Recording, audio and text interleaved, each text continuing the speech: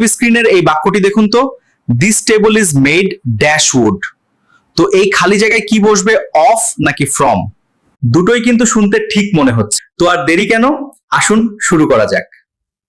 উপকরণ মানে কোনো জিনিস কি দিয়ে তৈরি সেটা বোঝাতে আমরা অফ আর ফ্রম ব্যবহার করি, কিন্তু প্রশ্ন হলো কোনটা কখন ব্যবহার করব। চলুন ব্যাপারটা একটু তলিয়ে দেখা যাক। দেখুন, নিয়মটা কিন্তু একদম সহজ। যখন কোনো জিনিস তৈরির পরেও তার মূল উপাদানটা আমরা দেখতে পাই, মানে চোখে দেখে চেনা যায়, তখন আমরা ব্যবহার করি মেড অফ। এখানকার মূল শব্দটা মনে রাখতে হবে ভিজিবল বা দৃশ্যমান। এই যেমন ধরুন এই বাক্যটা, the door is made of bamboo, মানে দরজাটা বাঁশ দিয়ে তৈরি। আর আমরা কিন্তু দরজাটা দেখলেই স্পষ্ট বুঝতে পারছি যে এটা বাঁশ দিয়ে বানানো। উপাদানটা কিন্তু পাল্টে যায়নি। ওকে, এবার আসি মেড ফ্রমে। এটা কখন ব্যবহার হয়?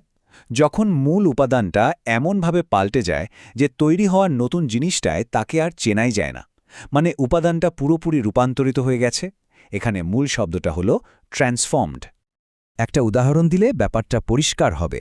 Paper is made from would. কাগজ তো কাঠ থেকেই তৈরি হয়, তাই না? কিন্তু একটা কাগজ হাতে নিয়ে কি আমরা বলতে পারি, আরে এই তো কাঠ দেখা যাচ্ছে? না, পারি না, কারণ কাঠটা তার আসল রূপটা হারিয়ে পুরোপুরি পাল্টে গেছে। আর এই কারণেই এখানে মেড ফ্রম ব্যবহার হচ্ছে। তাহলে মূল পার্থক্যটা কি দাঁড়ালো? খুবই সোজা। মেড অফ হচ্ছে যখন উপাদানটা দেখা যায়, আর মেড ফ্রম হচ্ছে যখন উপাদানটা পুরোপুরি পাল্টে যায় আর দেখা যায় না। কি একদম সহজ না ব্যাপারটা? এমন আরো ইজি ইংলিশ লেসন্স পেতে এমসি ইংলিশ চ্যানেলে সাবস্ক্রাইব করুন, লাইক করুন, শেয়ার করুন আর বেল আইকন প্রেস করতে ভুলবেন না। Many more lessons and tips আপনার জন্য অপেক্ষা করছে। See you next class.